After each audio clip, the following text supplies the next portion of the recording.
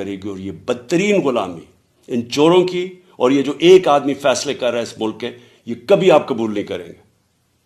پاکستان زندہ باد۔ تشدد مت کریں، فل فور آنسو گیس بند کریں، واٹر کیننز بند کریں اور یہ تشدد بند کریں۔ میں آیا ہوں سمجھنے کے لیے کہ آپ کا مقصد کیا ہے۔ میں سمجھتا ہوں کہ ہمیں عمران خان صاحب کو پروٹیکٹیو بیل ہے اور ہائی کورٹ کی طرف سے ہے، اس بیل میں آپ گرفتاری نہیں کر سکتے۔ اب میں خان صاحب سے ملوں گا اور میں خان صاحب سے مشاورت کر کے پھر ڈی آئی جی سے بات کروں گا کہ ہمارا رد عمل کیا ہونا چاہیے اور کیا ہوگا۔